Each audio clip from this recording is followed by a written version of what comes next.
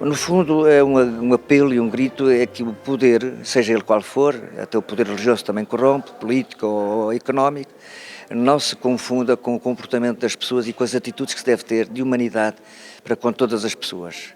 Que não façamos julgamentos precipitados e de opções de vida ou de outra coisa qualquer. Que se dê lugar à expressão livre do pensamento e que haja a liberdade de podermos refletir sobre o passado e também sobre o presente em atenção ao futuro.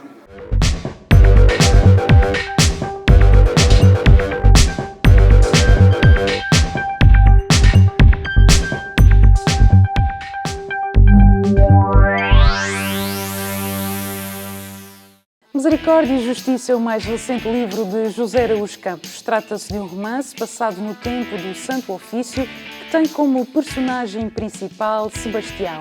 O lançamento teve lugar nos espaços do Conselho de Angra do Heroísmo e o padre Francisco de Loures foi o orador convidado. Estes 16 capítulos, nós tomamos consciência de um período da história muito importante da nossa vida nacional, de alguma maneira com alguns reflexos da nossa vida regional, nomeadamente na Ilha Terceira. Não há dúvida que eu tive dúvidas sobre qual era o título que eu devia dar a este tipo de romance. Se era um romance histórico ou se era uma história romanceada. Uma coisa é certa, eu tive o cuidado de verificar as datas. Passei uns dias a procurar as datas dos fatos, dos eventos, e correspondem mais ou menos à exatidão dos acontecimentos que se davam naquela altura no meu país, numa transição do despotismo iluminado. Há que olhar o passado se quisermos perceber melhor o futuro, sugere José Araújo Campos com o seu mais recente romance Misericórdia e Justiça. Há ali um tema que para mim sempre foi muito, não queria dizer controverso, vou chamar esquisito, da nossa história, que foi a execução dos Stavros. Foi uma coisa que sempre me deu impressão, desde miúdo. E quis então ir buscar qualquer coisa que alargasse um bocadinho o tema, mas que focasse esse tema. E isso obviamente foi-me levar à Inquisição, de onde parte realmente a estrutura depois de todo o livro.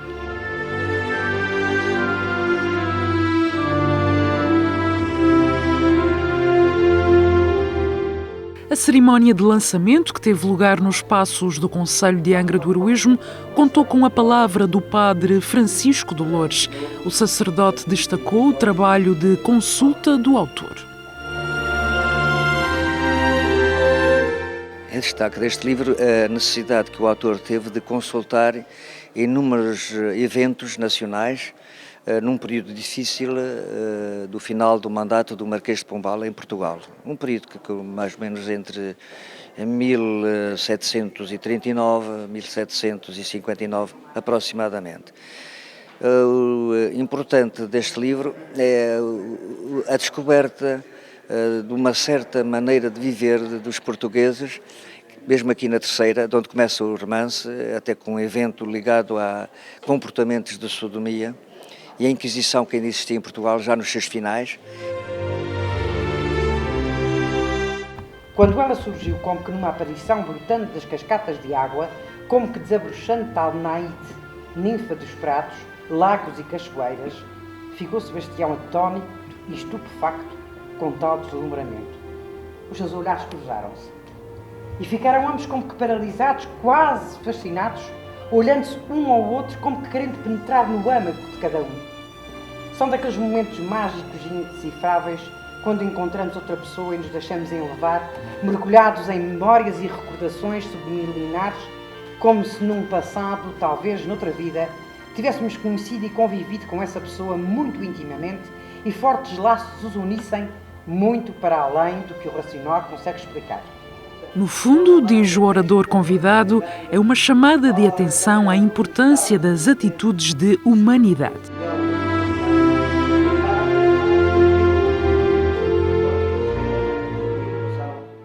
No fundo, é um apelo e um grito, é que o poder, seja ele qual for, até o poder religioso também corrompe, político ou económico, não se confunda com o comportamento das pessoas e com as atitudes que se deve ter de humanidade para com todas as pessoas. Que não façamos julgamentos precipitados e de opções de vida ou de outra coisa qualquer. Que se dê lugar à expressão livre do pensamento e que haja a liberdade de podermos refletir sobre o passado e também sobre o presente em atenção ao futuro.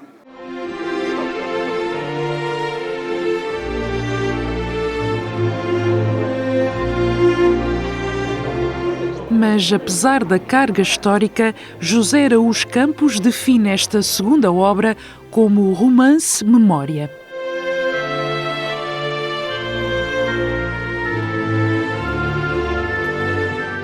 Ali foi referido que eu não gosto muito de chamar romance histórico, gosto mais de chamar romance-memória.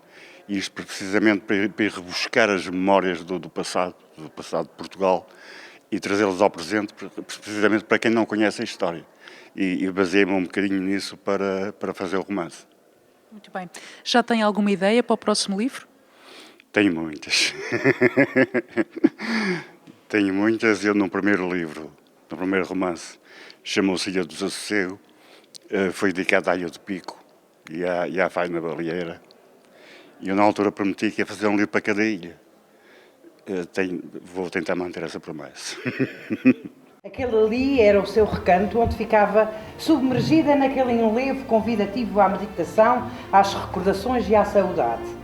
Deixava-se então ficar ali a brincar, desfrutando e deliciando-se com aquela liberdade, tentando recuperar uma infância perdida que não lhe fora permitido viver, cantando e dançando sobre os acordes surpreendentes da natureza, entre o chilrear dos pássaros exóticos e o repercutir de salpicos da água da cachoeira sobre o seu corpo. No final da apresentação e antes do momento dos autógrafos, Luísa Brasil, antiga vereadora do município de Angra do Heroísmo, presenteou o público com a leitura de um excerto do livro Misericórdia e Justiça.